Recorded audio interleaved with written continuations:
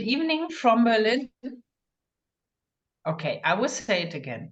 Dear friends and colleagues, good evening from Berlin. It is my pleasure today to welcome you to the online event of the Holocaust Studies Program at Western Galilee College entitled Pages of Resilience, the Fate of Books During and After the Holocaust. We have here today 3 distinguished speakers and a moderator who is a PhD candidate in history. And we have chosen the topic of the fate of books because it's the month, it's May, yes, where in 1933, starting in March and following some months, in which thousands of books against the un-German spirit, as all of you know, an imagined enemy and a euphemism for critical writings, especially by Jewish authors, were burned in Berlin and elsewhere on May 10. Tonight we will hear how books were rescued, how they can provide a few last traces of the fate of their owners, and finally trace their path in the state of Israel. Here, I'm today in Berlin. It was on Bebelplatz in the middle of Berlin that the National Socialists and their helpers celebrated a gruesome ritual. With the book burning on May 10, 1933, the Nazi regime wanted to swear in the universities to their blood and soil ideology. Nazi author Hans Jost wrote, and I quote him, "The National Socialist Revolution would not stop at the tables where poetry is written," end quote. Today, Bebelplatz is a place of remembrance. A personal comment. As all of you know, until today, 132 Israelis are still being held by Hamas terrorists.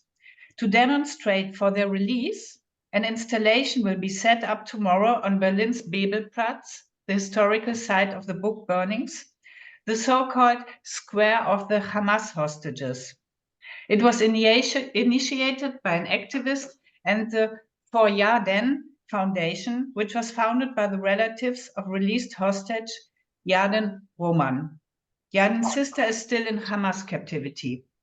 This is, in my eyes, a small but significant sign in these times when hatred of Jews and Israel is spreading worldwide on an unprecedented scale in the name of freedom of speech, while using distorted historical narratives and propaganda, not least at universities and colleges worldwide, where many Jewish students and academics can no longer feel safe. So, and now I would like to introduce to you our nice moderator today, Emanuel Marius Grec, who is a PhD candidate in history at the University of Heidelberg and a doctoral fellow at the Fondation pour la Mémoire de la Shoah in Paris. I don't speak French, sorry. I don't either. Emanuel is currently working on his dissertation with the title The Perpetrators of the Odessa Massacre, War Crimes Trials in Post-War Romania 1944 to 1948. He examines the ways in which perpetrators and war criminals were portrayed in Romanian war crimes trials between 44 to 48. I learned that Emanuel received quite a lot of fellowships for his research. I will list only some of them. Emanuel was a Saul Kagan Fellow in Advanced Shoah Studies at the Claims Conference from September 21 to August 23. And he received in the past fellowships from the Central European University, the Ernst Ludwig Erich Ehrlich Studienwerk in Germany, as well as from Yad Vashem in Jerusalem. And now, Emanuel, the floor is yours. Thank you. Thank you, Verena, for this wonderful presentation. And thank you, all of you, for being here. I was truly honored to be able to moderate this great talk. I won't keep much of the time with introductions. I think you did a great job. Just a few technical aspects. So each presenter will have about 20 minutes. When there are about 2 or 3 minutes left, I will raise the reaction hand so you know that you're getting close towards the end. But if you feel like you have to take 2 or 3 minutes more, it's fine. It's not a problem. So that being said, we're going to start with our first presenter, as is written on the poster, Professor Dr. David E. Fishman, who is a professor of Jewish history at the Jewish Theological Seminary in New York, teaching courses in modern Jewish history. Dr. Fishman also serves as director of Project Judaica, JTS's program in Ukraine. He directs his Jewish Archival Survey, which publishes guides to Jewish archival materials in Russia, Belarus, and Ukraine. Professor Fishman has a PhD from Harvard University in Jewish Literature and Civilization. He is the author of numerous books and articles on the history and culture of East European Jewry. One of his recent books, The Book Smugglers, Partisans, Poets, and the Race to Save the Jewish Treasures from the Nazis, which appeared in 2017 at Forage, was winner of the National Jewish Book Award in the Holocaust category. Previous monographs include Russia's First Modern Jews, appeared in 1996 at New York University Press, and The Rise of Modern Yiddish Culture, University of Pittsburgh Press in 2005. Dr. Fishman is the co-editor with Burton Visovsky of From Mesopotamia to Modernity, 10 Introductions to Jewish History and Literature, Westview Press 1999. And his most recent book is called Jewish Documentary Sources in Lviv Archives with Alexander Ivanov, which appeared in 2023 at Wroclaw University Press. He's a member of the Academic Committee of the United States Holocaust Memorial Museum and serves on the editorial board of the journal Pauline. Dr. Fishman has taught at Brandeis University, Bar-Ilan University, Russian State University in Moscow, and Yeshiva University's Bernard Revel Graduate School of Jewish Studies. He has been a fellow at the Hebrew University's Institute for Advanced Studies and the University of Pennsylvania's Katz Center for Advanced Judaic Studies. His paper today is called The Paper Brigade and the Rescue of Jewish Books in Nazi-occupied Vilna. Professor Fishman, the floor is yours. You have about 20 minutes, please. Thank you, Emanuel, and thank you, Verena, and I'm very happy to be with you and to share some of my work. I know it's a very emotional time of year in Israel, and I'm glad Verena mentioned the hostages, and I'm also thinking of those of you who are in in the Galilee, where I know there have been a different, what should I say? War. Yes, there's a war, right? Many of you are probably not in Northern Galilee because of that. I'm also in a metaphorical war zone. I'm in Manhattan, right next to Columbia University. It's also been quite dramatic and difficult the last couple of weeks. Okay, let me now see if I can share my screen. Ooh, hold on just a second. It got lost. Oy vey. Just a second. Okay. After I prepared everything, it seems I lost it. Okay. I will make the best of a bad situation. Hold on. Will you give me a minute? I apologize for this, but it seems like I made a mistake in how to preserve it. Okay, I'm going to have to use a different document and make the best of a bad situation.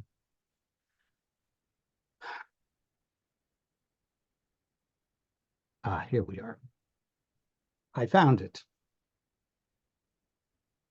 Where are you all? Here. Okay, can you see it? Yeah. Yeah. Yes. Yeah. Okay, this is the talk. And okay, as was mentioned, the short talk I'm going to give is based on this book. You can read it in English, you can read it in Hebrew, which is really about the rescue of Jewish books and cultural treasures in Vilna during the war years, mainly the ghetto years. Vilna before the war was in Poland, in northeastern Poland. Today it is Vilnius, the capital of independent Lithuania. And it is famous for being a Jewish, should we say, intellectual and cultural center, right? A tradition founded by the Vilna Gaon, Rabbi Elijah, a center of Hebrew printing and rabbinic literature. In more modern times, it's a great center of Yiddish literature and of secular Jewish culture. And you can see at its peak, there were 5 Yiddish daily newspapers in Vilna, even though it was by far, it was the 4th largest Jewish community in Poland, far behind Warsaw and Lodz. Nonetheless, in terms of books and periodicals, it was a major center in Yiddish, including this literary magazine, Jung Vilna. More relevant to our topic, it was the site of probably some of the greatest Jewish collections in Europe, book collections in Europe. Certainly among probably the greatest collections under Jewish ownership and auspices. The Strashun Library, the Jewish Community Library in Vilna, was a monument. People traveled there from far and wide to use it. It had 5 Hebrew incunabula. It had hundreds of books printed in the 1500s, and it was located adjacent to, attached to the great synagogue of Vilna, an important symbolic statement. And there was also the YIVA, the Yiddish Scientific Institute, which had the greatest collection of Yiddish books and also an amazing archive of Jewish communal records, personal archives, etc.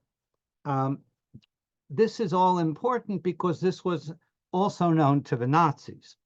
The Nazis were aware that the greatest Jewish collections are among them in Europe are in Vilna, and I'll come back to that in a minute. The Germans arrived in late June of 1941 as part of the attack on the Soviet Union, Operation Barbarossa. What is important to mention is the Jewish population of Vilna decreased, that is, was killed, from 70,000 on the eve of the German invasion to 20,000 half a year later. In other words, within 6 months, more than 2/3 of the Jews of Vilna were murdered. This is the second half of 1941. This is before there were any death camps. The method of murder was the method used on the Soviet front, which is shootings into pits, into ravines, the mass murder site outside of Vilna, known as Ponar. And then in January 1942, the mass murder, systematic and large-scale murder, stopped for a year and a half. The Vilna Ghetto was liquidated in September 1943, and January 1942 till the summer of 43 are what are known as the period of stability in the history of the Vilna Ghetto. Now, to get back to books, that was just to give you a context. Of course, people who study the Holocaust know about, have heard about, or the Einsatzstab Reichsleiter Rosenberg, which was a major cultural looting agency of the Germans during World War II. Often not known, it looted books from national libraries, it looted art from museums all across Europe. What is less known is that it also had a department, especially for Judaica, that is to loot Jewish books related to Jews and Judaism, books in Hebrew, books in Yiddish. Johannes Paul, formerly a Catholic priest, knew Hebrew, knew Yiddish, had spent time in Jerusalem, and he is the head of the ERR Judaica department. The ERR does the looting, transfers the material to the Institut zur Erforschung der Judenfrage, for the Institute for the Investigation of the Jewish Question. In other words, the purpose of this looting of Jewish books is for Judenforschung, for Nazi German science, pseudoscience, on Jewish affairs, which will confirm the depravity of the Jews, and therefore the need to isolate them, ghettoize them, persecute them, ultimately exterminate them. All of that will be proven through scientific studies in all areas of the humanities and social sciences. Paul knows that Vilna has these great collections, and therefore he shows up in Vilna literally a week or two after the Wehrmacht conquered the city, and he is stunned by the volume of Jewish material in the Structural Library in Yivo and in many other repositories, too numerous to list right now. And he decides he needs to create a Jewish slave labor brigade to process the material, to decide what is valuable and what is not, or at least to sift through, not to send duplicates and triplicates and quadruplicates of the same book back to Germany. So he appoints this slave labor brigade, known as the Paper Brigade. That was its nickname. You're seeing the two heads of the Paper Brigade. On the left, Hermann Kruk, who was famous for his Vilna Ghetto diary, of course. But he was the head of the ghetto library. He's a professional librarian, a refugee from Warsaw, a Bundist. Most important thing to say is a Jewish social democrat, a follower of the Bund. And together with him, Zelig Kalmanovich, a scholar, a historian associated with the Yiddish Scientific Institute, YIVA. Kalmanovich went through many metamorphoses, but by this point, when the Germans come, he is a religious Jew, he is a believer, and he is a Zionist. His son, already in the 1930s, lived in Eretz Israel. So these are the two heads. They're very different from each other, but they work together. And these are three other staff members. In all, this paper brigade had about 40 people. These are, on the two sides, two Yiddish poets from the group Jung Vilna, Avram Sutzkever and Shmerke Kaczerginski, and in the middle, the high school history teacher, Rochel Pupko Krinsky. You see, in order to sort books and decide what should be sent to Germany, because the basic work is to sort and to decide what should be sent to Germany, and if not, it will be disposed of as trash. And the Germans set a quota, no more than 30% can be sent to Germany. So you couldn't send everything to Germany, you can no more than 30%. And this sorting process can only be done by educated and very literate and knowledgeable people who can figure out what to send. So basically, the surviving intelligentsia, Jewish intelligentsia of the Vilna Ghetto, is engaged in this process. Educators, teachers, poets, writers, even a musician or two and an artist or two are all engaged in this process. And yes, these are very painful photos to see. This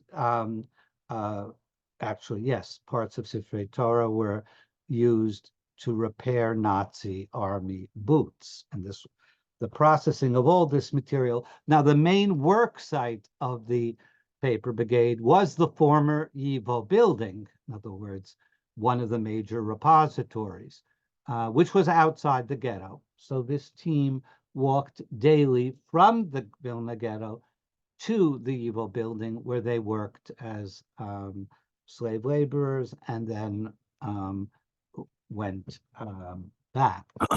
course, they, in a sense, because they're lovers of books and products of this special community, this is very painful work, and they can't live with themselves unless they try to rescue material, unless there's a third way, not to Germany and not to trash, but some form of rescue. And the main idea they come up with for rescue is to smuggle the books back in to the Vilna ghetto as much as they can. In the ghetto, there are hiding places, there are bunkers, and it's also among Jews. It's safe. They can know about it. Of course, that's very risky because there are body searches at the gate to the ghetto, and people who are found carrying food or people who are found carrying books can be sent to their deaths, or at least can be tortured and beaten very badly. So this operation, let me give you the global picture. So this operation of rescuing books and papers continued for a year and a half, in other words, from February 1942 until August 1943. And if you assume, 30 people working 5 days a week, carry in 2 or 3 items on their bodies, because we're talking about carrying things, hiding them on your body, for, let's just say, for simplicity's sake, 500 days, 30 people, 5 days a week, 500 days. You're going to carry in this way thousands upon thousands of items. And there were other ways that the rescue of the books took place. Again, this is a very diverse group.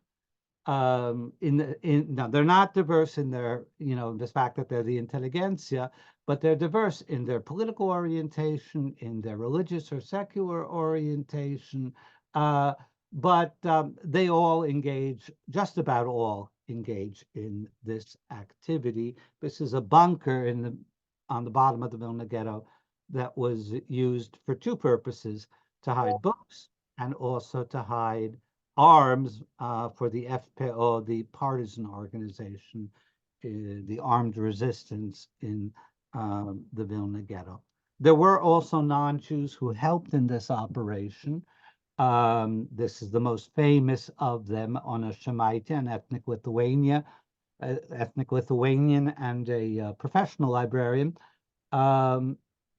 Again, the building where the work took place was outside the ghetto. And when there were times when Germans were not present supervising the work of the paper brigade, materials could be handed over to non-Jewish friends who would hid it in various places in the city. And there were many such times when Germans were not present at the work site.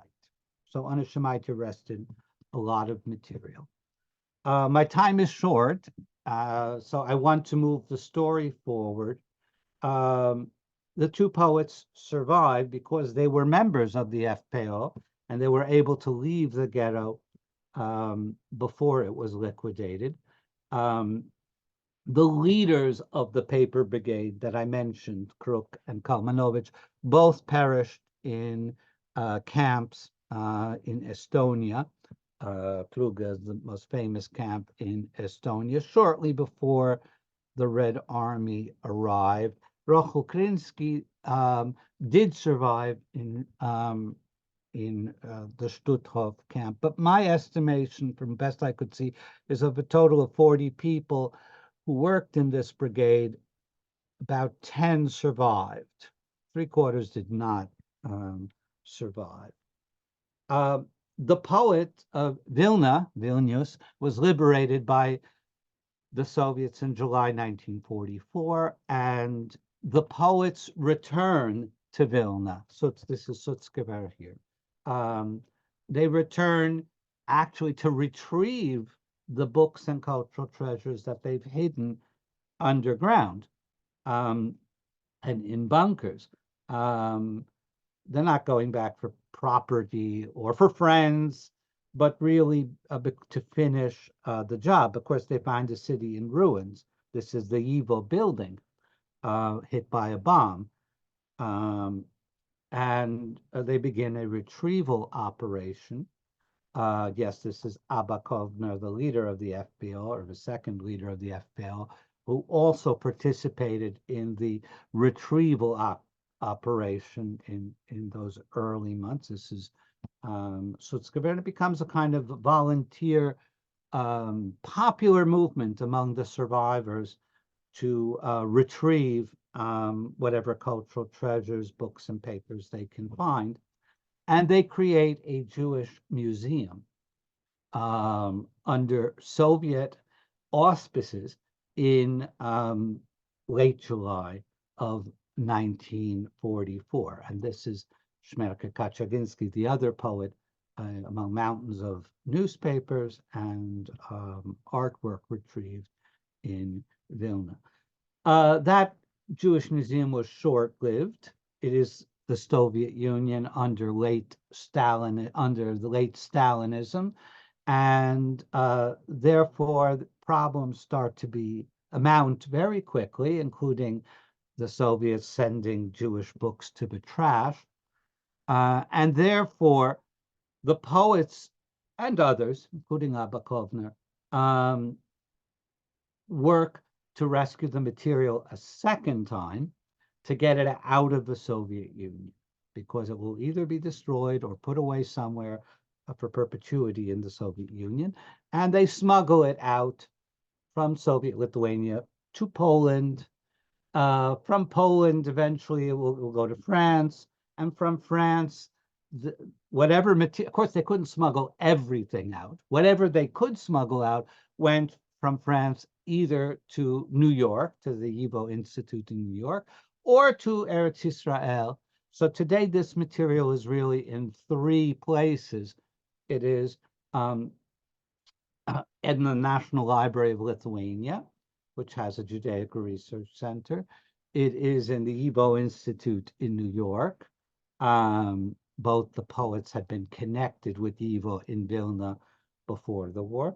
And it is in various repositories in Israel, though the single largest collection in Israel is in the Stuttgart archive in the National Library of Israel.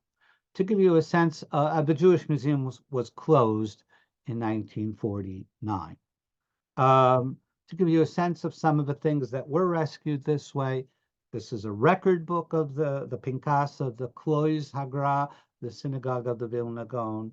As you see, that's in New York now. The Klois Hagra was destroyed, but the Pinkas survived. These are ephemera, you might, a schoolgirl's biography, or a well-known book, but a book that had passed through censorship by the ghetto and the ghetto police. So its great historical significance is not the book itself, but the fact that we know this book was in the ghetto. Letters by Sholem Aleichem. And of course, Abba Kovner took out whatever he could related to the FPO, including this very famous call to armed resistance, let us not go like sheep to the slaughter. That happens to be in Moreshet, where much of Abba Kovner's ghetto material is found. This is quite a remarkable story of Jewish devotion to the book and Jewish heroism in rescuing books. And again, to conclude, I'll just say, I think these people did it as a kind of existential statement. If they're going to die, they would rather die for trying to rescue a rare book than dying for trying to bring in potatoes into the ghetto. And they wanted their none of them thought they'd survive. They wanted their remaining days to have some kind of meaning. They thought that the Jewish people, to be rebuilt after the war, will need its cultural treasures and heritage, and that in a sense, this was a gift that they were trying to give to future generations. Thank you. Thank you, Professor Fishman. A wonderful presentation and very well timed, I must say. I want to stress one more thing. If you have questions during the presentations, please type them in the chat. And at the end, if there are many of them, I will just read them out. And because there are quite a few participants, so we won't probably have time to get into video with everybody. So please, if you have questions, just type them in the chat, and then we can streamline it better. Great. So our next presenter is Professor Doctor of Philosophy, Dr. Honoris Causa Robert Jütte, who is the Director Emeritus of the Institute for the History of Medicine of the Robert Bosch Foundation and Adjunct Professor of History at the University of Stuttgart. He was visiting professor at the Universities of Innsbruck and Zurich. He received the Doctor of Hebrew Letters Honoris Causa in 2018 from Spertus Institute for Jewish Learning and Leadership in Chicago, and in 2020 the Otto Hirsch Medal of the City of Stuttgart for his contribution on Christian-Jewish understanding. He is a social and medical historian and the author or editor of over 35 books, some translated into English, among them A History of the Senses. His most recent publication in English translation is a book on the history of the Jewish body, published by Penn University Press in 2020. His German monograph on books in exile was published in 2022. He is the co-author of the Jewish History Journal Ashkenaz and member of the scientific board of the German Medical Association. Professor Dr. Jütte's paper today is called Books in Exile, Traces of the Lives of Their Jewish Owners, a Case Study. Professor, please, the floor is yours. You have about more or less 20 minutes. Thank you, Emanuel, for this kind introduction. And I already share my, can you see my? Yes, we can see. I just have to start the. Okay, here we go.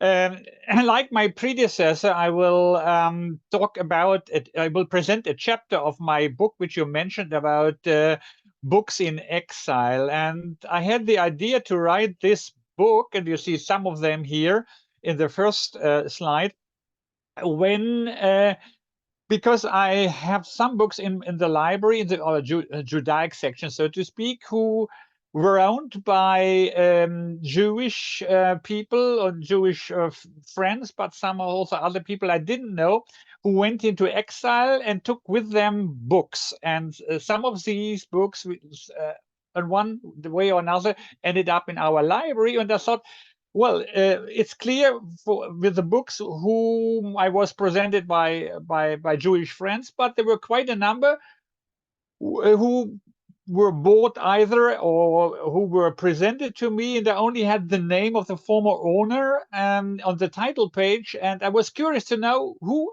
were these people whose books finally ended up in my library. So, and you will see, just a second. Here, this is part of our large library, and this is the book and the contents. And what is marked in blue is this chapter I'm going to present to you in the next 20 minutes. And this book happened to be in our library because we bought it in, as you can see on the invoice, in 2011 on an antiquarian trade fair in Ludwigsburg near Stuttgart. And it says Palestina Travel Guide 1934, and we got it for 50 euros. And the reason why we bought it at that time was because, first of all, it has nice pictures on Palestine, the early 1930s. Secondly, it was a year when my wife's grandparents and also her mother made Aliyah to Eretz Israel. So it's exactly the same year. So we bought it and just only paid attention to the title of this travel guide. And when we look closer to this is the Hugo Bergmann, Palästina, wie es wirklich, how it really is. And it's a very popular travel guide. You see, third edition in 1934. And what struck me only later was that there is a dedication in this book, which says, Lieber Ernst, behalte Palästina und uns in guter Erinnerung. Haifa, 12th of October 47, Elizabeth and Siegfried Stern. So this book was given to somebody in Haifa in 47, just 1 year before the War of Independence, and it then went back to Germany and was sold at this auction or at this antiquarian book fair in Ludwigsburg. So you can imagine that I wanted to know who is Elizabeth and Siegfried Stern in Haifa in 47. So here's a contemporary photograph of Haifa, and we know that there are more than 100,000 people lived in Arabs and Jews in Haifa in the early 1940s. How can you find a popular Jewish name Stern and connect this name with the owner of the former owner of this book? So it's almost impossible. So this chapter, which I present to you today, is about many unbelievable contingencies, as you will see in a minute. And so I did research in Google, as that's the only thing you try desperately. But because of the combination of Elizabeth Stern with Siegfried Stern, I came across this chapter in a book about the memories of Elizabeth and her sisters done in Augsburg. And in this chapter, Elizabeth, you remember this was one of the names on the in the dedication, said how she about her life, and her rescue to Palestine in 1937, and that her later husband was Siegfried Stern, and she also tells a little bit about his story. So in this book, you also find this picture of her sisters. There were 4 girls, and she came from Augsburg, as I said before, and she studied to become a teacher at Munich University. And in 1928, they met this guy who was already about to finish his studies as a lawyer, to become a lawyer. Siegfried, who later was called Shlomo, and Elizabeth was named Elisheva. So she met him in 28, and they didn't marry at that time. So she wanted to finish her education, and he went to Berlin to work as a lawyer. And after the rise of the Nazis, he had trouble with the Gestapo, and because he was also a leftist, not only a Jew, and therefore he had to leave Germany in 30. He managed to leave Germany in 35. Here's also later where he was his German national citizenship was revoked, as you can see in when he was already in Israel. So den Juden Siegfried Stern, it says, okay. And then I checked in the National Archives in Jerusalem, and I found his application for Palestinian citizenship together with his wife in 1939.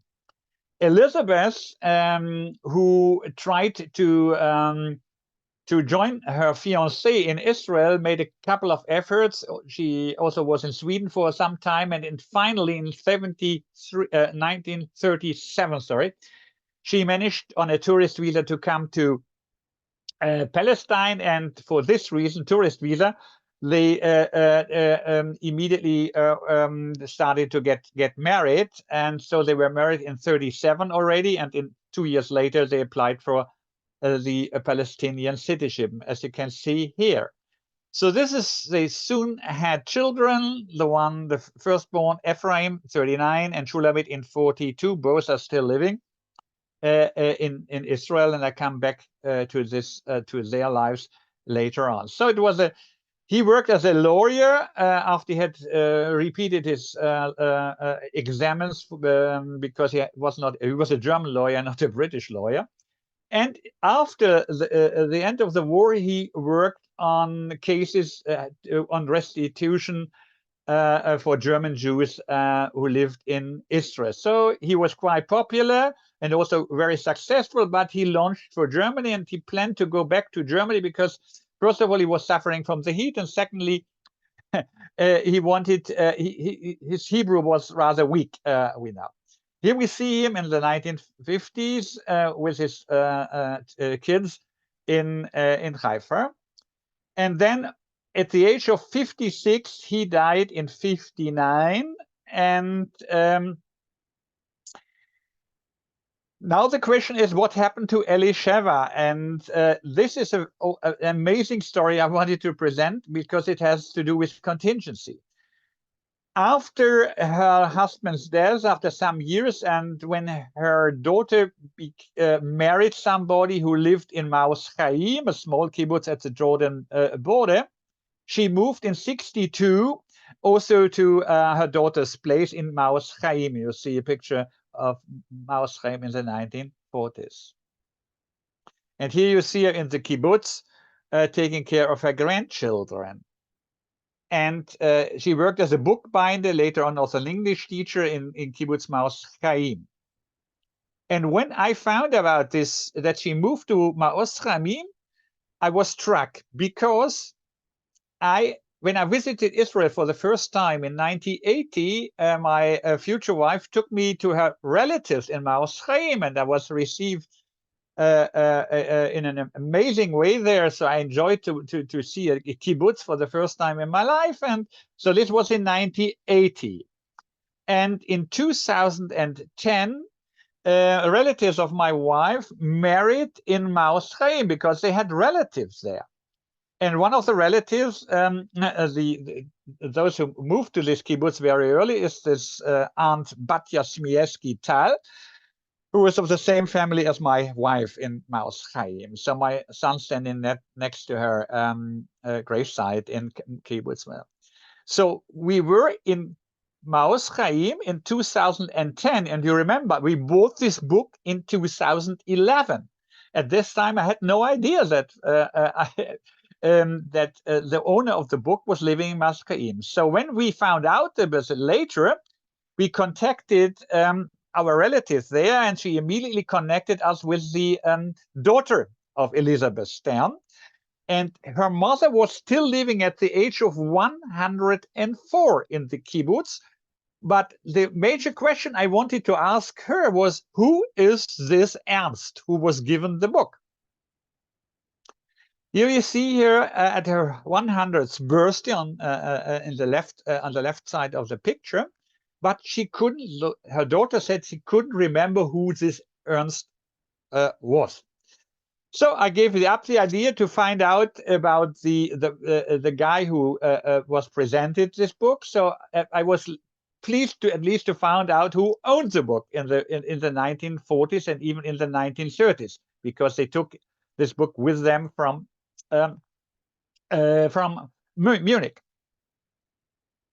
So and so the question is the puzzle is, who is this Ernst? Because there is no surname mentioned. So I had two ideas connected with Augsburg. The one is Ernst Kramer, who also was born a German Jew in Augsburg, and I will tell you about his fate during the Holocaust. And the second one was an Augsburg rabbi, Ernst Jakob. You see both in pictures of the both of them. So first to Ernst Kramer. He was one of the most prominent Jewish journalists in Germany after the war, and he became the confidant of Axel Springer,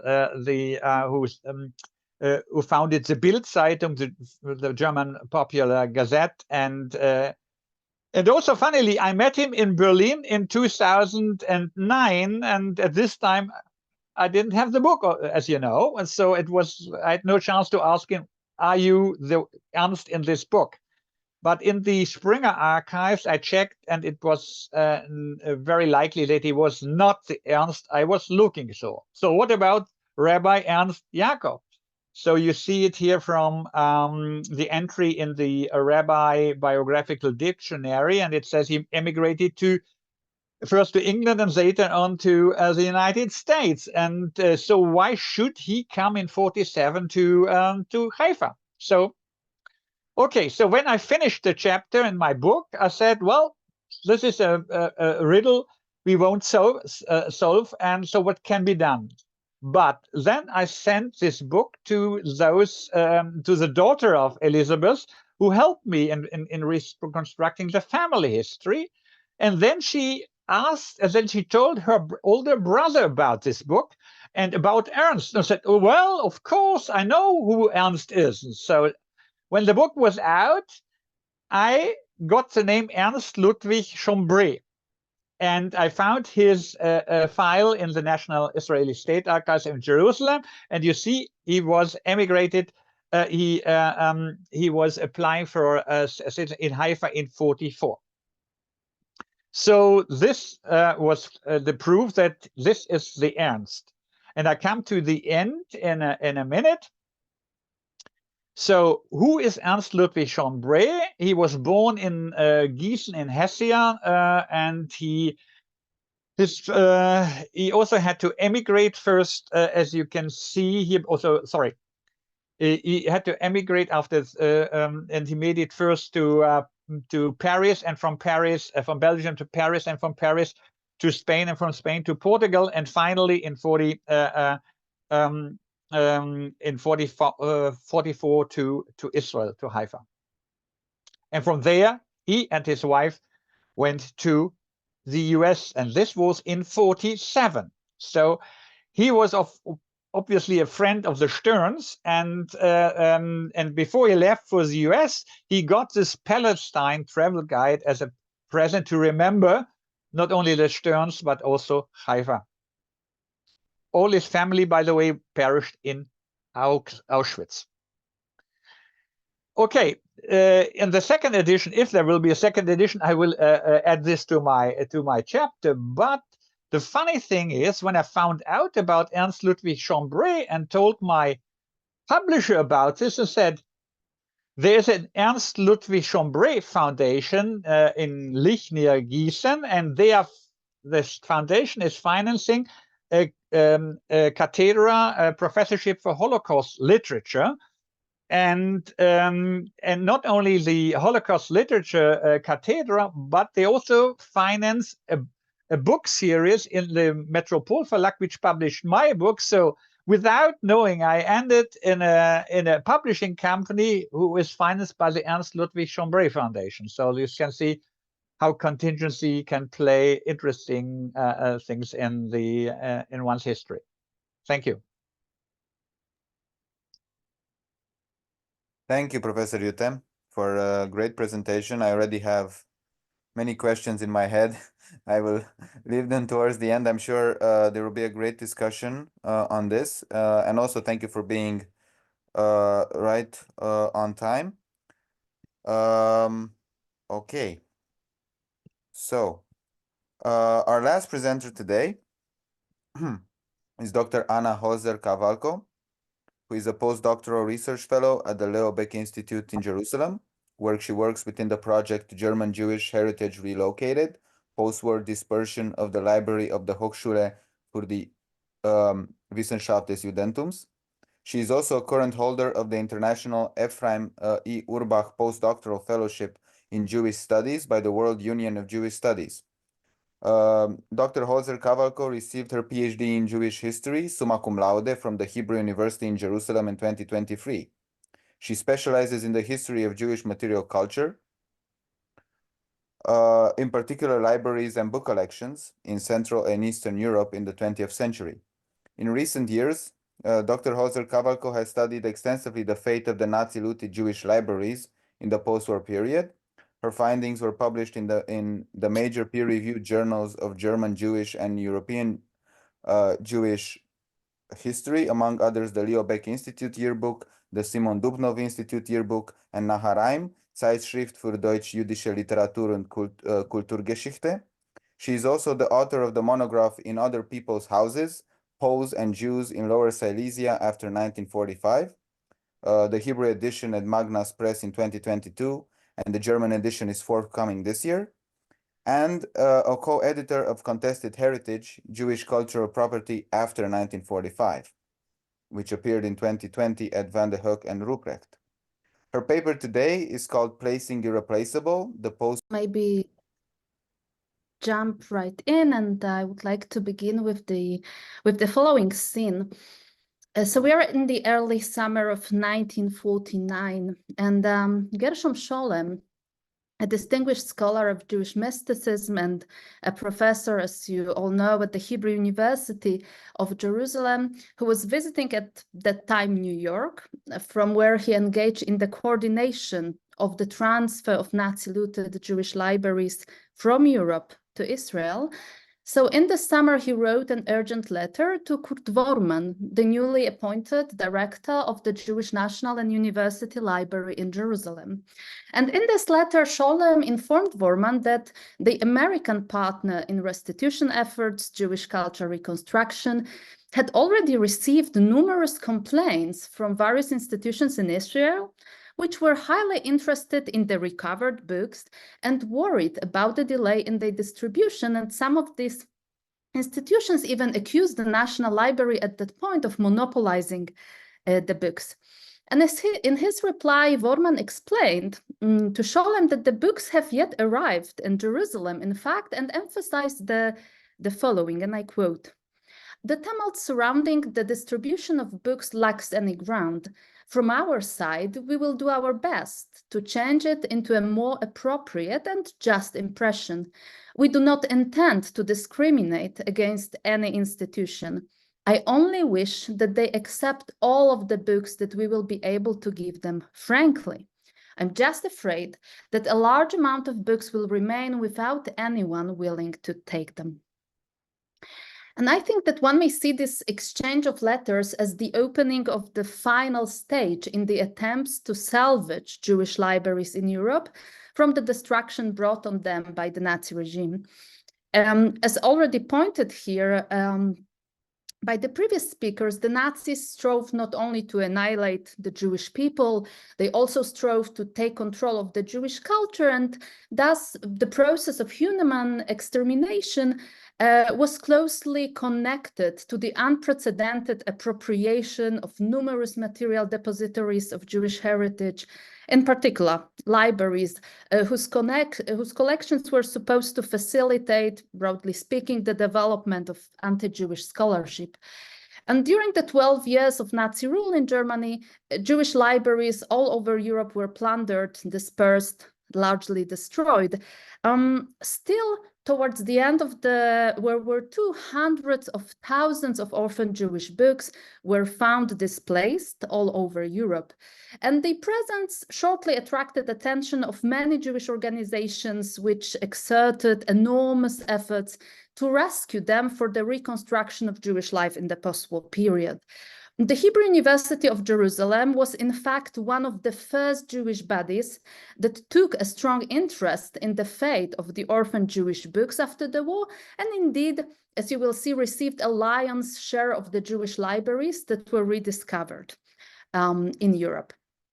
And today, we have at our disposal quite a number of studies that deal with the restitution negotiations in Europe after 1945, which indeed prompted numerous controversies over the question who should be entitled to the Jewish books that were left behind by the perished. And in contrast, the follow-up question of what happened to the books once they were transferred outside the old continent and arrived in the new destinations has not been comprehensively dealt so far. So this is precisely the question that I would like to raise in this short lecture, by offering you what will be really a glimpse into the fate of the plundered Jewish books in Israel in the early 1950s. And I will focus on the distribution of books that arrived through the Hebrew University from three major restitution areas: Germany, Czechoslovakia, and Poland, and ask what can we learn from the dynamics of the distribution on the history of a Jewish books after the Holocaust, mainly in Israel. But first, I would like to give you a little, very brief background on how the Hebrew University engaged with the Nazi-looted libraries after the war and what exactly was received here until 1950. So since its establishment in 1925, the Hebrew University had cultivated close ties with European Jewry and relied heavily on their support, which found its tangible expression, among others, in numerous book donations to the university libraries, and you may see the library on the screen. So following the Nazi rise to power, many of the university professors were deeply anxious about the fate of the donors and the Jewish libraries in Europe, and this concern really turned into an open call for their rescue in the wake of the November pogrom of 1938. Such voices then grew stronger during the war and in its immediate aftermath, once the annihilation of European Jews was revealed, and ultimately they found a practical expression in the creation of the so-called Committee for the Salvaging of Diaspora Treasures, Avada Hatzalat Otzrot Hagolah, in March 1944. And the primary goal of this body was to represent the Hebrew University in future negotiations over the restitution of the plundered Jewish libraries and to secure the transfer to Jerusalem, of course. And while navigating through these negotiations, the Hebrew University advocated that the orphaned cultural treasures should find a new home in Palestine, where the Jewish traditions of learning could continue after the Holocaust, as opposed to Nazi and war-shattered Europe. And at the same time, the university sought to redefine these precious assets as belonging to the collective body of Jewish people, rather than to specific Jewish communities and institutions, while declaring itself a kind of I would say, natural or historic guardian of such collectively conceptualized Jewish heritage. And this stance may be exemplified, for instance, in the following statement of the university's president at the time, Judah Leib Magnus. And again, I quote, "We feel that it is a requirement of historic justice that the Hebrew University and its Jewish National and University Library in Jerusalem be made the repository of these remnants of Jewish culture, which have fortunately been saved for the world. The Hebrew University is the sole university of the Jewish people, and we feel that we can well be regarded as the spokesman of the Jewish people in this respect." End of quote. Following some difficulties, one may say that this position was largely accepted by most of the parties involved in the restitution of Jewish libraries after the war. However, it is also important to emphasize that in practice, the Hebrew University was not interested in receiving just any Jewish books found in Europe, but rather it sought to obtain very specific volumes. And its first choice was the libraries belonging to German Jewry. In Germany, the university operated together with the Jewish Cultural Reconstruction, a major New York-based American Jewish organization that coordinated restitution efforts in the American zone of occupation and granted Jerusalem the primacy in selecting the volumes that had been placed under its auspices. And this task was assigned to Gershom Scholem and Shlomo Shunami, who were sent on behalf of the university to the archival depot in Offenbach and subsequently to the depot in Wiesbaden, where the Jewish books were collected by the American military forces. Following negotiations with the JCR, it was agreed that the university would receive about 40% of all the collections as a representative also of the all Israeli institutions, all Jewish institutions in Palestine at that time. And the first shipment left Germany to Israel in June 1949. included about 30,000 books, mostly from private German Jewish collectors. Here you can see one of the libraries that was received, a private library of Hermann Cohen.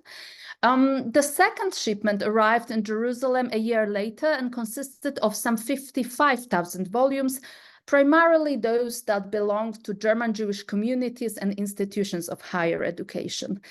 The books that had been collected, and it is important to understand that in these two depots, they originated in all of the Nazi-occupied countries, but the university emissaries focused especially on the collections of German provenance, a focus that very often brought them into an open conflict, I would say, with other organizations aspiring to represent German Jewry, and most prominently the Council of Jews from Germany in London, headed at that time by Leo Baeck, but this is really a subject for a separate huge lecture.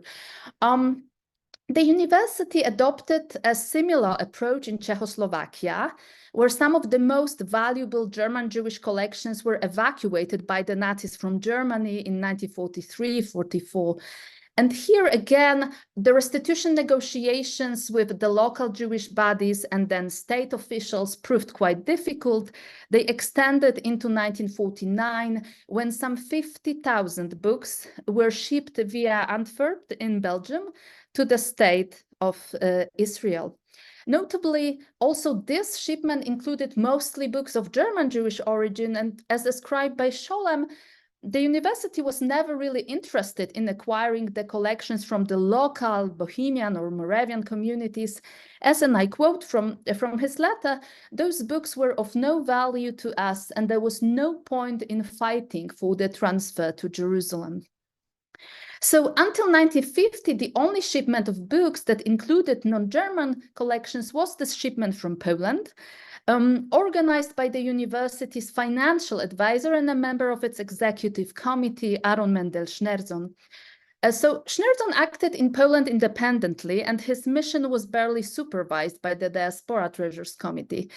And despite that, he succeeded in receiving some 85,000 books for the university, mostly from the holdings of the Jewish Historical Institute in Warsaw.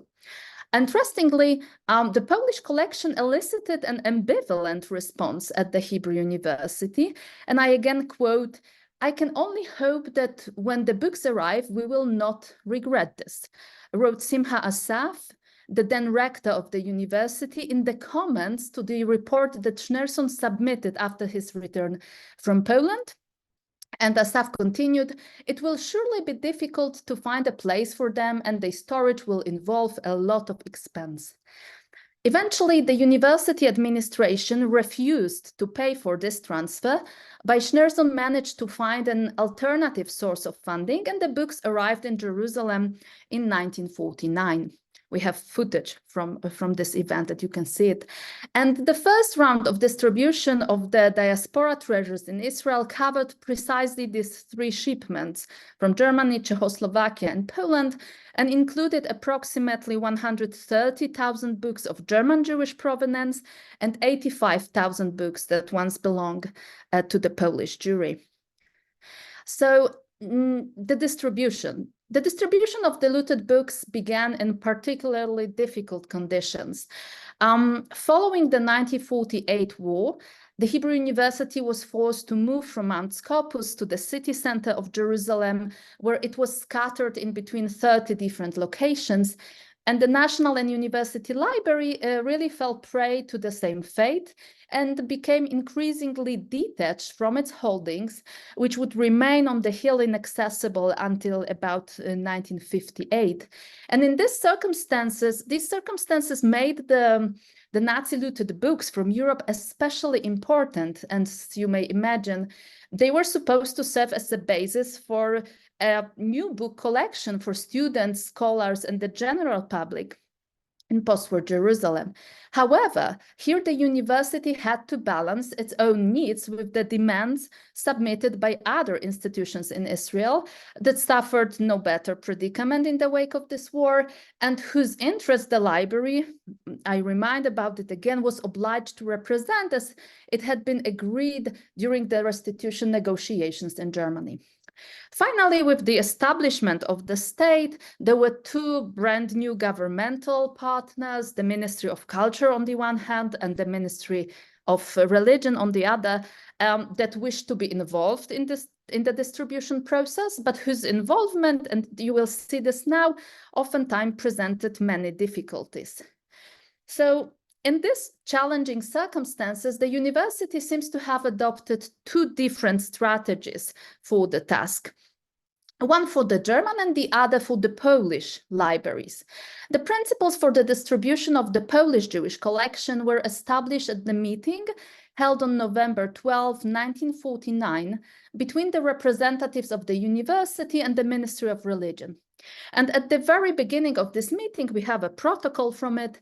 All the participants agreed that the Hebrew University is not at all suitably equipped to handle the distribution of books to yeshivas and religious institutions, and it is not familiar with, and this is the quotation from the protocol, the real needs of the religious readership.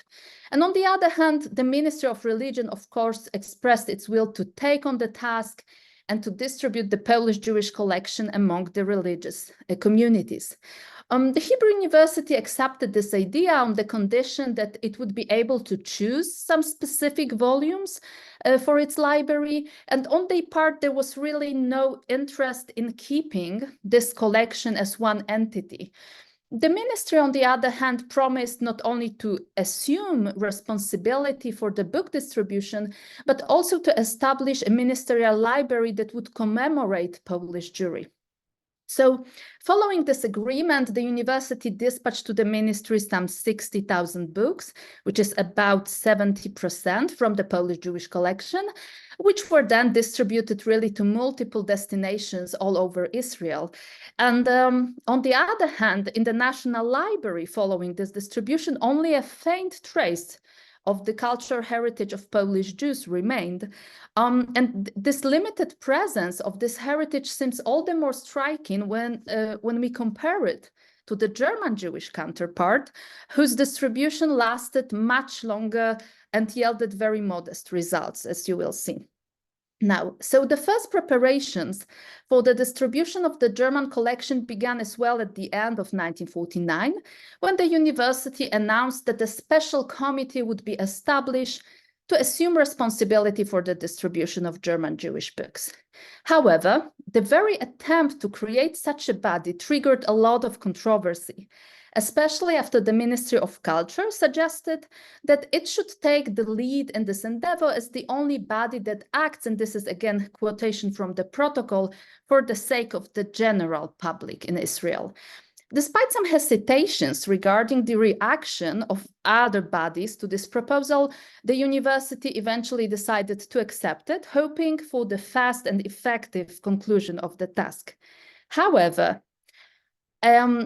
shortly after having assumed the leadership, the Ministry of Culture cancelled the invitation to this committee for the Ministry of Religion, claiming that as opposed to the Polish books, the German collection really does not include any religious literature and thus remains beyond the scope of its responsibility. And this decision, of course, triggered a harsh response from the then Minister of Religion, Yehuda Leib Maimon, who demanded that be immediately reinstated in this committee. So this antagonism between the two ministries seems to have developed on two different levels at this time. First of all, it can be, of course, seen as a competence dispute between institutions that were seeking to mark their sphere of influence in the newly born state and to position themselves in the governmental hierarchy. So this is, of course, a one level.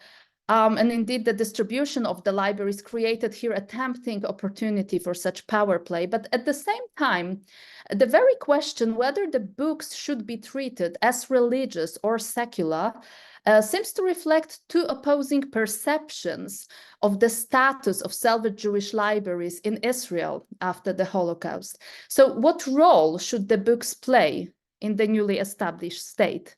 Should they serve the Jewish communities in their daily religious practices, or should they rather be made accessible to researchers in the scientific institutions devoted to the preservation and study of Jewish history and culture? Should they be believed and practiced, or maybe critically studied and carefully kept for future generations? And while the decision to hand over the majority of these Polish Jewish collections to the Ministry of Religion placed them in the realm of the sacred, I would say, defining the German Jewish libraries ex cathedra as exclusively non-religious, really affirmed their belonging to the world of research and science rather than that of belief and tradition. So notably, the Hebrew University itself decided not to intervene in the conflict. When in 1951, so 2 years later, the JCR inquired about the delay in the distribution, the university simply informed the American partner that it resolved, again a quotation from the letter, to let the two ministries fight the matter between themselves. And in that manner, the university really managed to avoid openly siding with either ministry and to keep an appearance of being a neutral body. Here, however, in order to properly understand the significance of this one should bear in mind two important circumstances. And first is that sometime before even opening this negotiation, the university secured for itself the most valuable part of the German collection, the one that arrived from Czechoslovakia, claiming that it had been entrusted exclusively to the Hebrew University and as such could not be included at all in the collections for general distribution. And the second factor would be that in practice, the university benefited greatly from the delay in the process, as it had simply more time to choose the books for its library. So due to these ministerial tensions, the new committee was established only in the summer of 1951. This time it included the representatives of both the Ministry of Culture and the Ministry of Religion, as well as the delegates from several other institutions, among them the Jewish Agency, the General Organization of Workers, Histadrut, the Chief Rabbi's Office, the Joint, again Hebrew University, and a few municipal and rabbinic libraries in Israel. After its establishment, the committee members met twice and even started some preparations for the division of books between the interested applicants. And in September 1951, the library officially notified the Jewish Cultural Reconstruction about the progress, emphasizing that already some 7,000 books out of, I remind you, 130,000 volumes were moved to the Ministry of Culture for the sake of distribution. However, it seems that even this small number of volumes was not distributed in the end. The library did not provide any further notice on the matter by the end of 1951, and the distribution of books from the German Jewish collection was mentioned only in its annual report for the next year, 52, in which it was stated that the Ministry of Culture has not been able to overcome the difficulties of the distribution, and the books that had been handed over to the ministry eventually returned back to the Hebrew University. According to the next library report from 1953, during that year... Sorry to interrupt. If you could read your conclusions in the next 2 minutes. Sure. During that year, only about 100 books of German Jewish provenance were given to the Ministry of Religion. So it seems that for the time being, the majority of German Jewish books remained in the holdings of the National Library. And how to sum this all up? Maybe only by pointing to the two contributions that I think the examination of this distribution can make to our understanding of the history of a Jewish book after the Holocaust. So first, it really reveals that even though we often imagine the Nazi-looted books as a vast collection, especially after the war, of some unspecified retrieved volumes of Jewish origin, in the post-war distribution process, different parts of this collection were evaluated and treated very differently. And what happened in Israel is just the example of that the Polish collection were widely disseminated, whereas the German Jewish collections were almost entirely kept within the Hebrew University.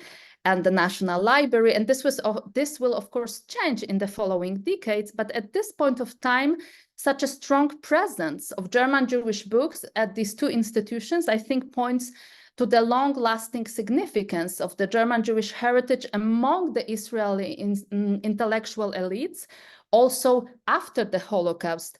And in the wake of the war, this significance was by no means a trivial thing, and even went against the prevailing public spirit in Israel, which was highly suspicious and often openly hostile towards everything German. And last important thing, I think that this case highlights not only continuities, but also ruptures that were brought by the post-war cultural restitution efforts. And in particular, it reveals that this distribution process after the war meant in practice rearranging books into an entirely new order and dismantling of the original collections that survive. And in consequence, it led to the loss of some crucial pieces of information regarding their previous owners, users, and donors. And you could see this in the previous lecture.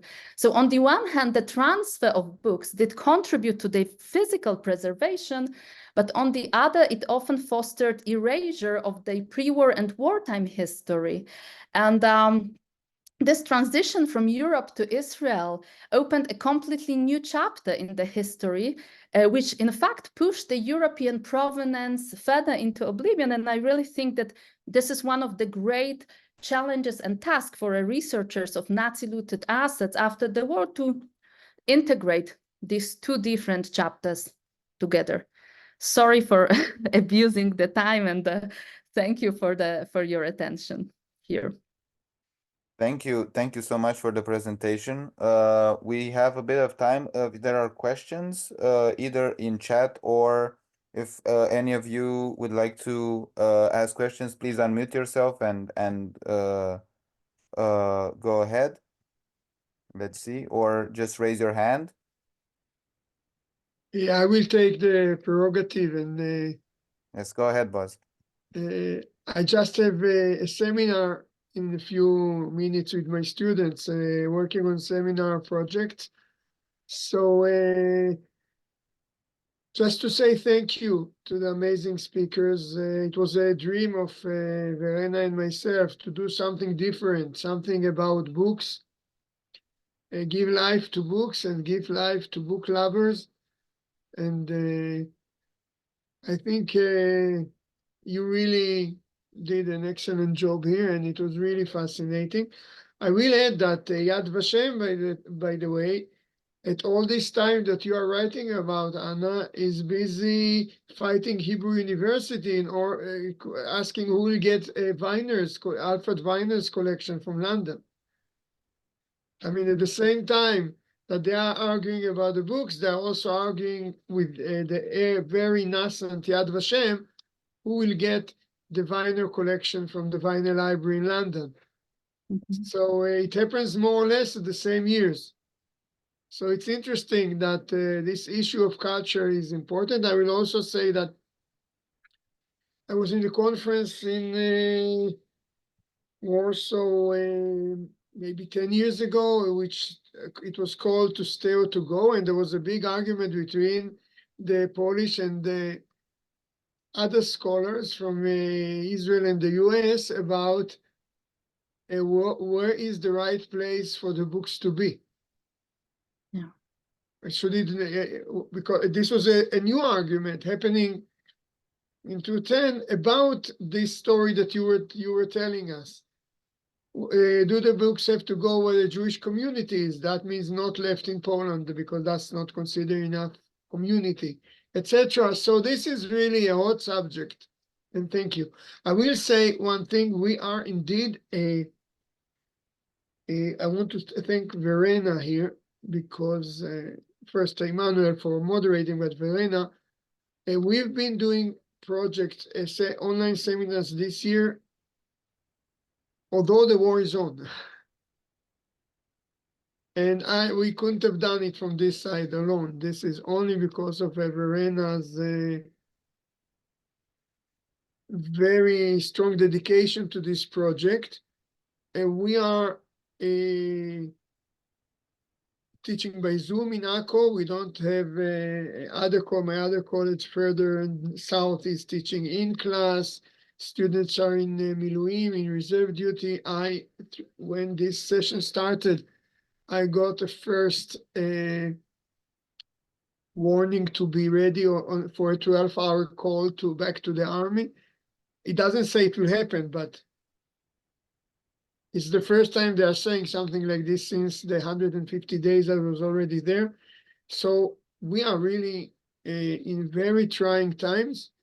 Hopefully, Israelis will get back home, peace will prevail, and especially the kidnapped will be all back. So I know many of you are with us, and it's very important for us to know that we have support. And we are also with you wherever you are fighting in the university or under attack. So our heart is with you, and this is a major issue that we are discussing here. And what can we do to help? So thank you very much. I have to go out of the discussion because of my my seminar, but thank you again. It is a wonderful opportunity, and we already, Verena can tell you later what projects we are planning for the future. Okay, thank you. Thank you, Boaz. And, Thank you. now Thank it's the Q&A. Don't go away. Thank you, Boaz. Anna, Professor Holzer, do you have any comment on what Boaz said, or should I move forward with questions?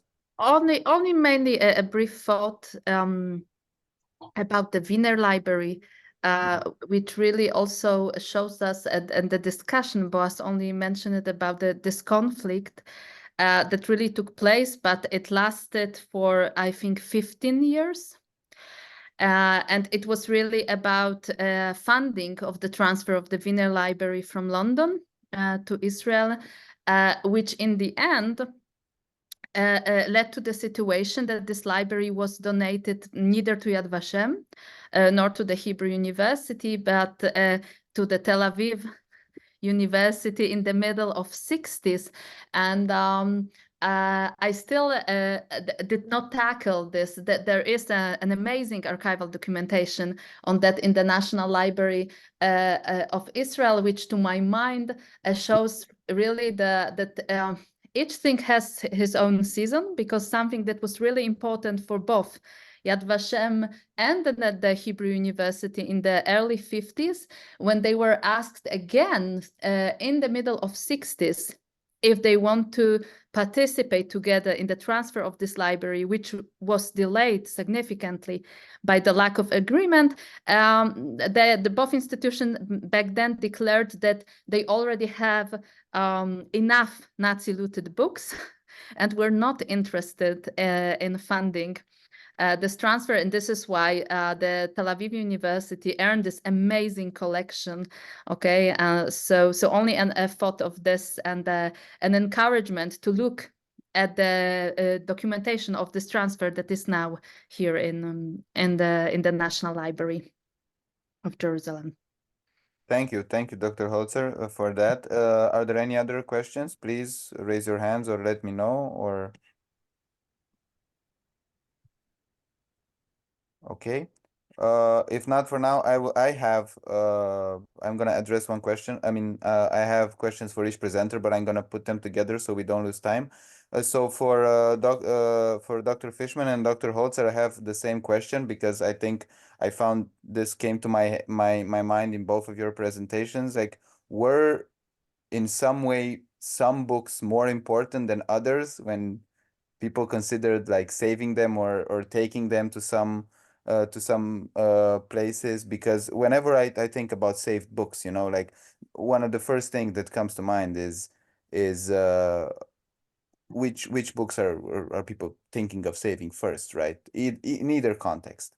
So that's my like more of a general question, if you want to elaborate a bit on that. And I also have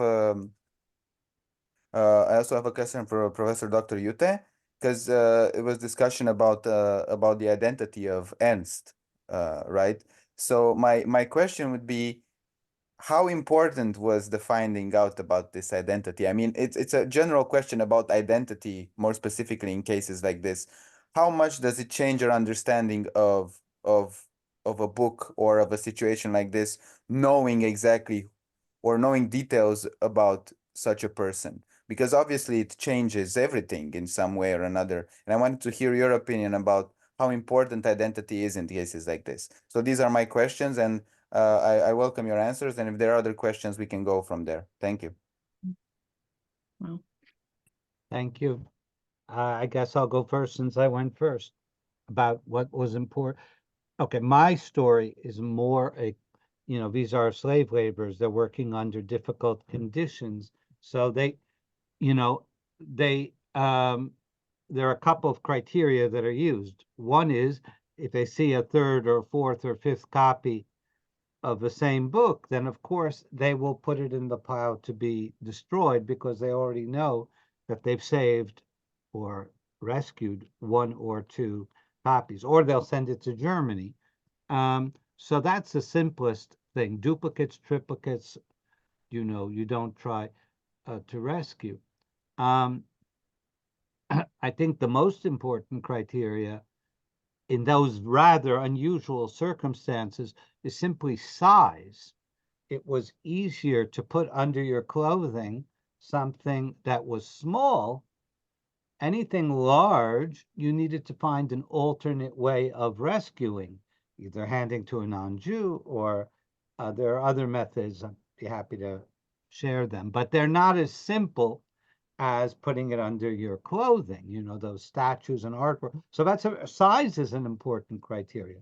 What I did not see in my research, which was really important, is no one applied real political or ideological criteria. I mean, the poet Shmerka Kaczerginski was a communist at that time, but he is trying to rescue religious literature under his clothing. Kamenovich is religious, but he is also rescuing Yiddish socialist literature.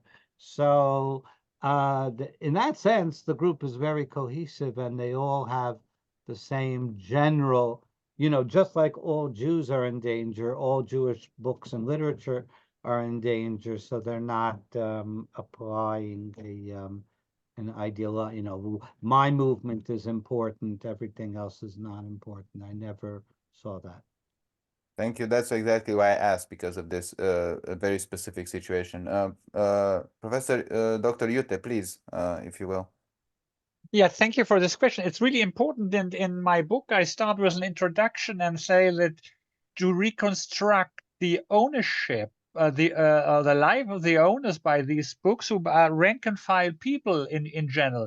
And among the 10 life stories I tell in my book, only one person appears in Wikipedia, because he was later a famous professor at Tel Aviv University, but the others are completely not known. So I used the word time capsule, which was actually coined by Andy Warhol for collecting his life stories in boxes. But here you see in this book, in every book, a life history.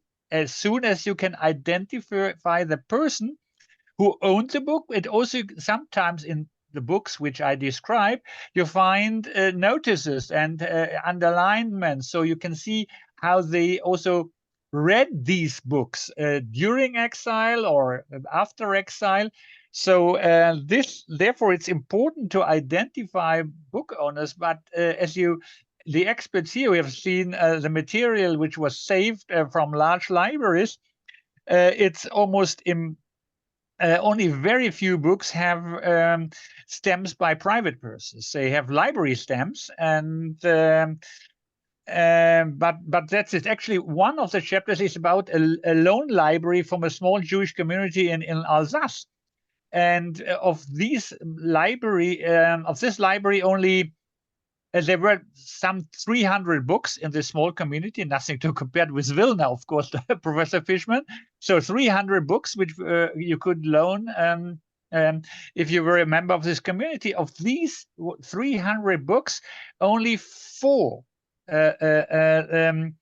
books survived, and 3 of them are now in my library. So that's the fate of a a Jewish community library, a smaller one, and not to speak about these the rank and file persons who took these books with them in their exiles. So I hope I answered this question about how important is identity in the term of identifying these people. And sometimes you must be lucky, and you must as I said, and I got a private chat here from one of the listeners to my talk, and she is related to Ernst, son of the rabbi.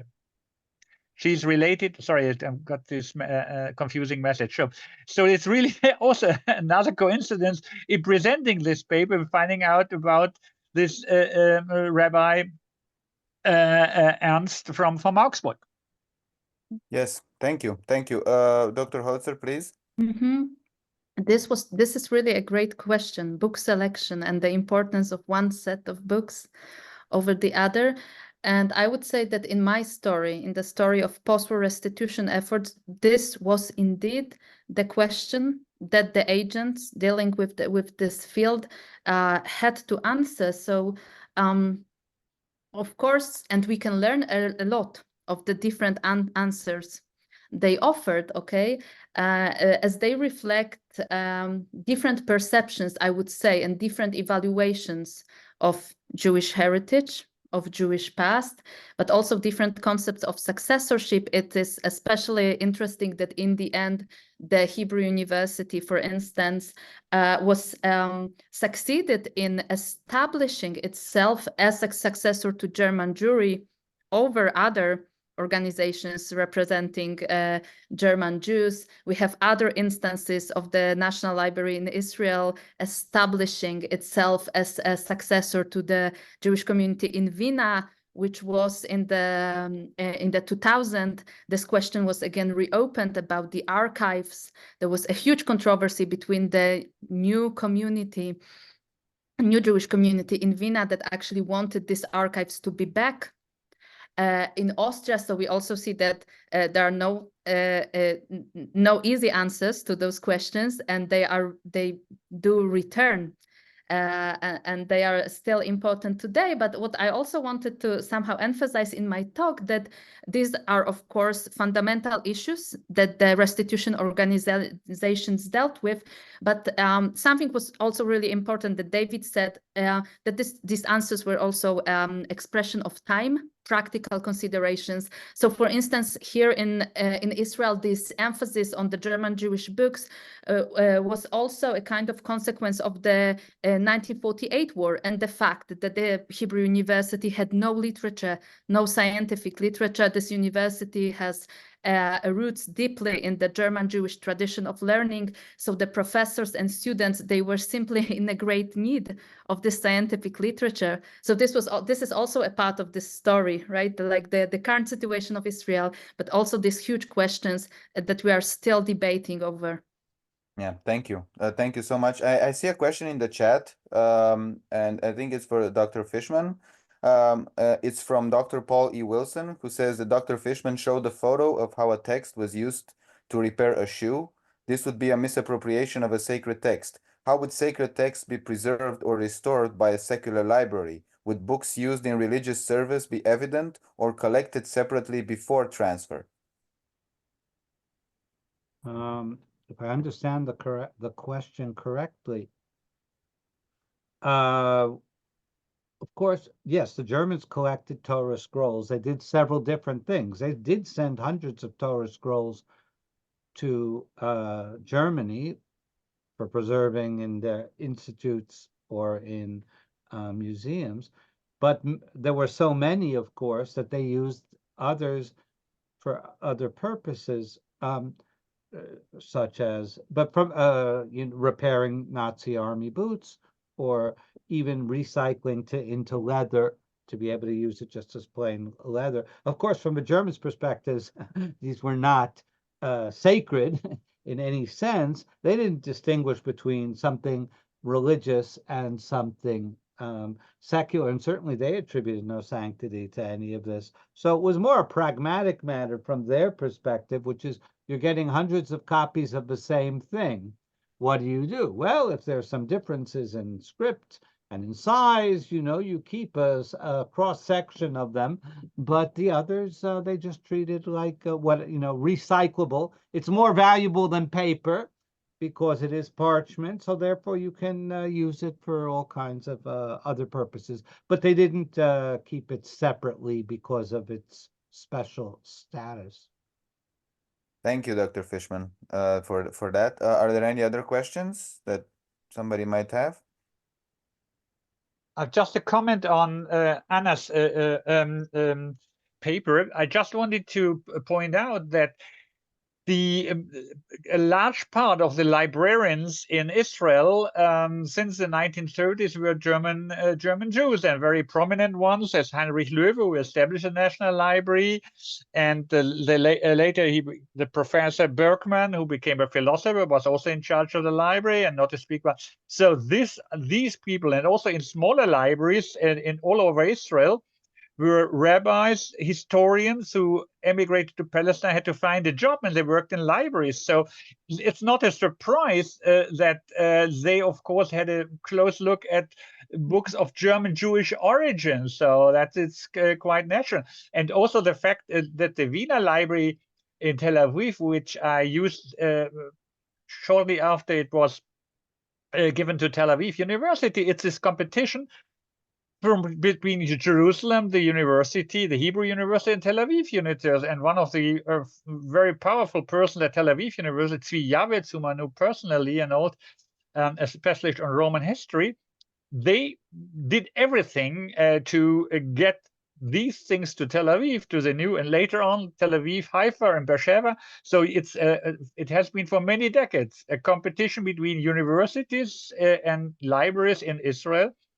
So it's not a surprise that finally Tel Aviv won the bid. Yeah, of course. What is surprising, perhaps, I mean, of course, that the National Library and the university, they have those ties and connection to the German Jewish culture. This is obvious, but what is very different but this is very different than what is happening in the state of Israel after the war, you know, and the ban on the Jewish culture and the ban on importing Jewish books that was actually proclaimed by the Ministry of Culture and then other ministries in the state of Israel. So what I wanted to emphasize is that this went against this changing public spirit. And the Tel Aviv University, it was only established in the 60s. But what was interesting in this story, that actually, at least what I saw in the archives, that again, the Hebrew University was given a priority in taking the Wiener Library in the 60s, but the university didn't want to take it.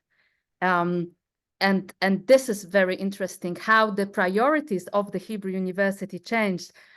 Something that was really important in the beginning of the 50s, we can see that the middle 60s, the priorities changed, and now the university, which still had the chance to take this library and to take this valuable collection, they just gave up on it.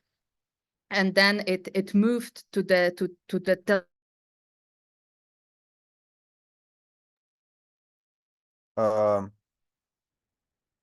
Okay, I think the connection dropped for Yes, Dr. she's Holzer. frozen, I think. Yeah. So I think that's on her side. So are there any other final questions or comments? Okay, if not, I will give the final word to Verena to end the discussion.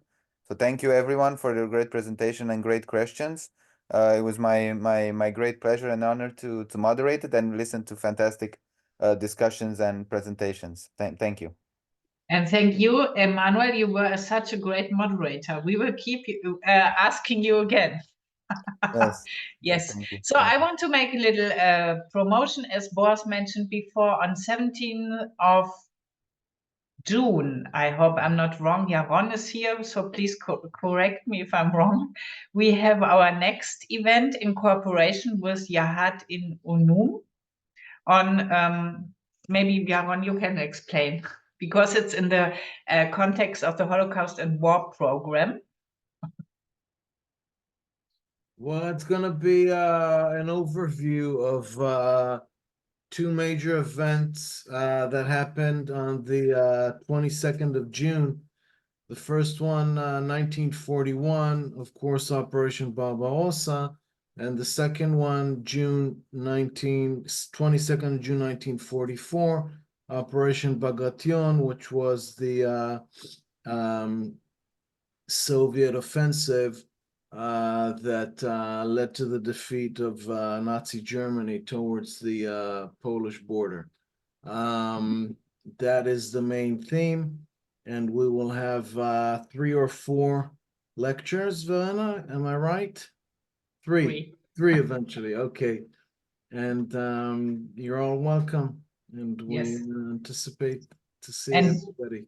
Yes, in July we have, on 17th of July, we have an event on Leon Poliakov, on his writings about anti-Semitism, on a unknown writing of him, which was never translated into Hebrew or English, on the propaganda during the Lebanon War against Israel and the charge of genocide. And we have a speaker who will elaborate more on Leon Poliakov and Joseph Wolf's connection. So we will keep you updated. Thank you to all the speakers who joined us today, and see you hopefully on 17th of June. 17th, yes. Thank you. Bye-bye. Bye-bye. Bye-bye. Thank you. Good night.